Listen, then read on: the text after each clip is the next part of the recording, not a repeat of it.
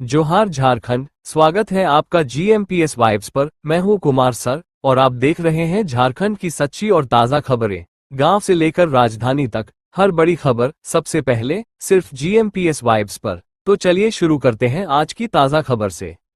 Jharkhand high court ने गुरुवार को थैलेसीमिया से पीड़ित बच्चों को HIV संक्रमित खून चढ़ाने के मामले में राज्य के स्वास्थ्य विभाग को कड़ी फटकार लगाई। कोर्ट ने राज्य में ब्लड बैंक बिना लाइसेंस क्यों चल रहे हैं और लोगों की जानकारी के बावजूद इस मामले पर कोई कार्रवाई क्यों नहीं हुई, इस पर भी विभाग से सख्त जवाब मांगा। हाईकोर्ट ने इस मामले का स्वतः संज्ञान लेने के बाद सुनवाई शुरू की।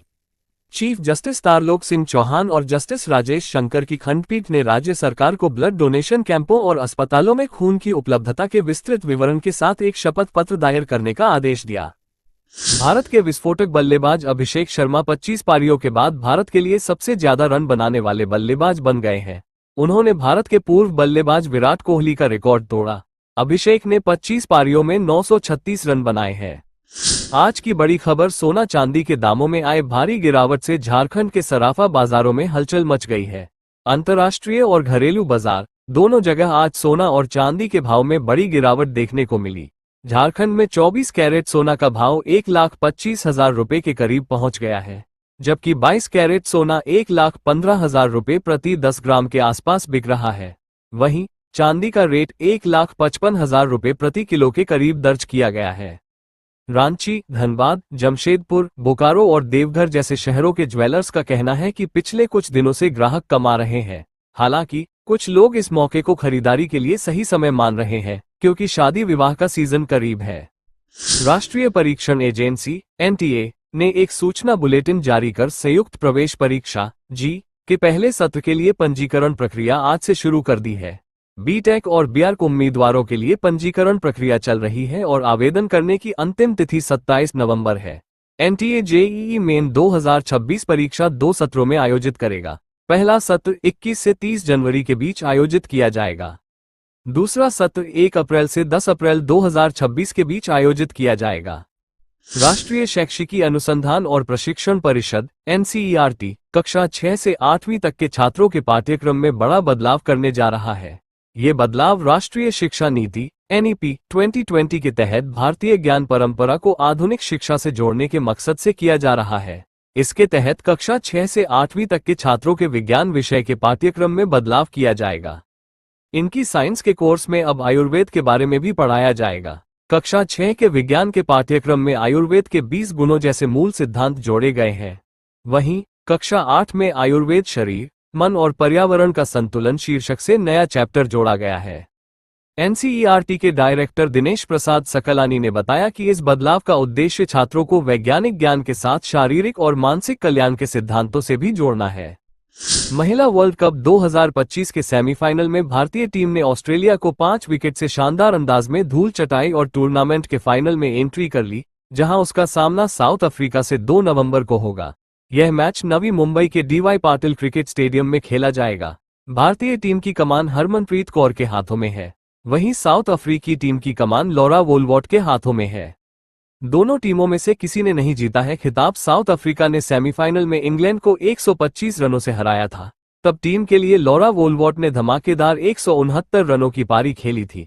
उनके दम पर ही अफ्रीकी टीम पहली बार महिला वर्ल्ड कप के फाइनल में पहुंचने में सफल रही। दूसरी तरफ भारतीय टीम ने सेमीफाइनल में मजबूत ऑस्ट्रेलिया के सामने 339 रनों का टारगेट आसानी से चेज कर लिया। भारत के लिए जेमिमा रोड्रिगेज ने सधी हुई बल्लेबाजी की और उन्होंने 127 रनों की पारी खेली। उनके अलावा कप्तान हरमनप्रीत कौर के बल्ले से 89 रन निकले। अब 2 नवंबर को चाहे भारतीय टीम खिताब जीते या साउथ अफ्रीका विनर बने, दुनिया को महिला वर्ल्ड कप में एक नया चैंपियन मिलेगा, क्योंकि इन दोनों टीमों में से अभी तक किसी ने भी खिताब नहीं जीता है। ऐसे में जो भी टीम खिताब जीतेगी वो इतिहास रच देगी। झारखंड के 14 पुलिस अधिकारियों को वर्ष 2025 के लिए केंद्रीय गृह मंत्री दक्षता पदक से सम्मानित किए जाने के लिए चयनित किया गया है। इन अधिकारियों में बोकारो के तत्कालीन आईजी, डीआईजी और एसपी भी शामिल हैं। इस सूची में डॉक्टर माइकल राज एस, आईजी, छोटा नागपुर प्रक्षेत्र, सुरेंद्र झा, डीआईजी, कोयलांचल और मनोज स्वर्गियारी, एसपी, बोकारो का नाम प्रमुख है। इन्हें माओवादियों के खिलाफ चलाए गए विशेष अभियान में उत्कृष्ट प्रदर्शन और कुशल नेतृत्व के लिए चयनित किया गया है। बताया गया है कि इन अधिकारियों के नेतृत्व में चले अभियान के दौरान कई कुख्यात नक्सली ढेर हुए और क्षेत्र में शांति बहाल हुई। गृह मंत्रालय की ओर से यह सम्मान सरदार वल्लभ भाई पटेल जयंती के अवसर पर दिया जा रहा है। ये पदक पुलिस बल के उन अधिकारियों को प्रदान किया जाता है जिन्होंने विशेष अभियानों, अन्वेषण, इंटेलिजेंस और फोरेंसिक विज्ञान जैसे क्षेत्रों में उत्कृष्ट कार्य किया हो। झारखंड हाईकोर्ट ने झारखंड कर्मचारी चयन आयोग (जेएसएससी) की सीजीएल 2023 परीक्षा की मेरिट लिस्ट जारी करने पर लगी रोक को फिलहाल बरकरार रखा है। मामले की अगली सुनवाई 3 नवंबर को होगी। परीक्षा में पेपर लीक और अनियमितताओं के आरोप लगने के बाद हाईकोर्ट ने परिणाम जारी करने पर रोक लगा दी थी। अदालत में इस मामले की सुनवाई के दौरान महाधिवक्ता ने बताया कि अब तक जांच में पेपर लीक का कोई ठोस सबूत नहीं मिला है।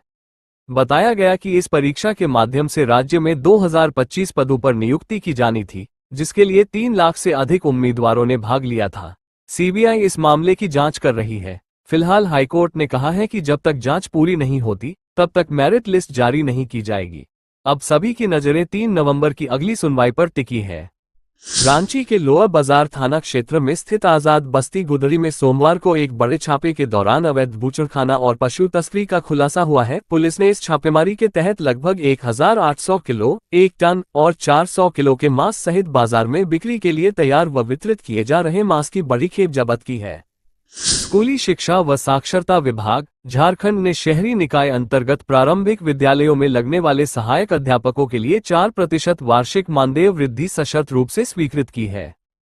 बोकारो जिले के कसमार प्रखंड खुदीबिड़ा गांव में मुख्यमंत्री हेमंत सोरेन के पैतृक गांव तक सड़क चौड़ीकरण परियोजना का कार्य शुरू किया गया। विवादित स्थल पर सरना झंडे को प्रशासन की उपस्थिति में सम्मान के साथ हटा दिया गया। सड़क निर्माण कार्य को पिछले कई महीनों से बाधित किया जा रहा था। बोकारो स्टील प्लांट में लगातार हो रही दुर्घटनाओं को देखते हुए जिला प्रशासन ने बीएसएल की सुरक्षा व्यवस्थाओं को लेकर कड़ा रुख अपनाया है। शुक्रवार को डीसी अजय नाथ झा और एसपी हरविंदर सिंह की अध्यक्षता में समाहरणालय सभागार में बीएसएल प्रबंधन के साथ उच्च स्तरीय समीक्षा बैठक हुई। बैठक में वीडियो कॉन्फ्रेंसिंग के माध्यम से बीएसएल के प्रभारी निदेशक आलोक वर्मा भी शामिल हुए। डीसी ने कहा कि हर कर्मी के बीच जाए और संदेश दे कि बीएसएल है मतलब सुरक्षा है। बेरमो में 31 अक्टूबर को राष्ट्रीय एकता दिवस मनाया गया, जो पूर्व गृह मंत्री सरदार वल्लभ भाई पटेल की 150वीं जयंती है। विभिन्न शैक्षणिक संस्थानों और संगठनों में एकता की शपथ ली गई। छात्रों ने सरदार पटेल के विचारों और योगदान पर प्रस्तुतियां दी। इस अवसर पर रैलियां भी निकाली गईं।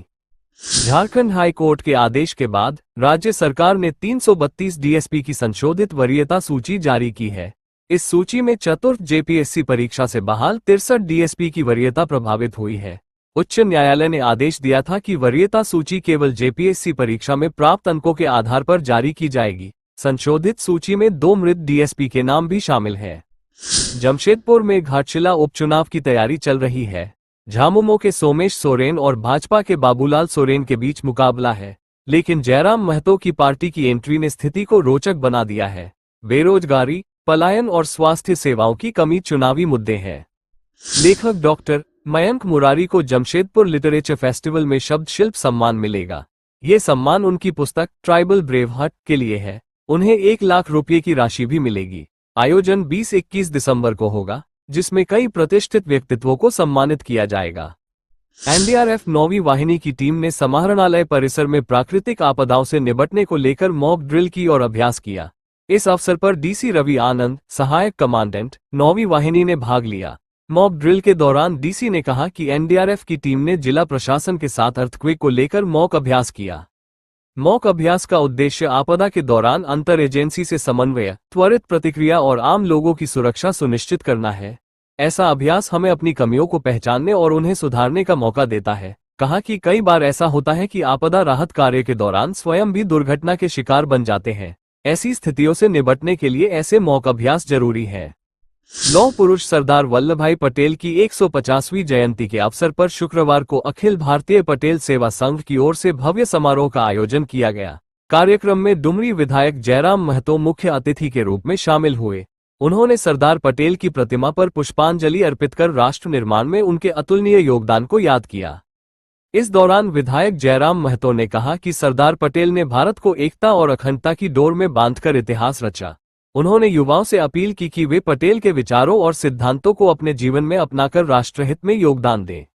जयराम महतो ने बताया कि वे आज 1 नवंबर बिहार में चुनाव प्रचार करने वाले हैं। उन्होंने कहा कि जाने माने शिक्षक खान सर के परम मित्र और मैथ मस्ती फेम बिपिन सर, जो वैशाली जिले की महनार विधानसभा सीट से निर्दलीय प्रत्याशी के रूप में चुनाव लड़ रहे हैं, उनके पक्ष में वे प्रचार करेंगे।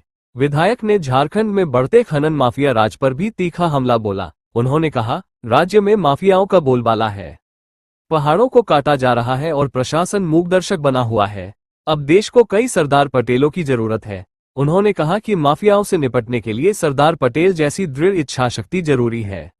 अभी तापमान लगभग 24 डिग्री सेल्सियस 75 डिग्री फ़ारेनहाइट है। सुबह सुबह से ही आसमान बादली रहेगा। 7 बजे से तापमान लगभग 24-25 डिग्री सेल्सियस होगा।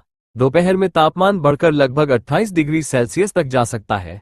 शाम होते होते तापमान फिर धीरे धीरे घटकर 25-26 डिग्री सेल्सियस तक आ जाएगा। रात तक करीब 24-25 डिग्री सेल्सियस रह सकता है। दिन भर मुख्यतः बादल छाए रहेंगे।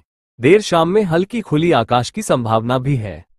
तो ये थी आज की झारखंड की प्रमुख खबरें। अगर आपको वीडियो पसंद आई हो तो लाइक, शेयर और सब्सक्राइब करना न भूलें और नोटिफिकेशन बेल दबाना न भूलें ताकि अगली खबर आप तक सबसे पहले पहुंचे। तब तक के लिए जय झारखंड, जोहार झारखंड।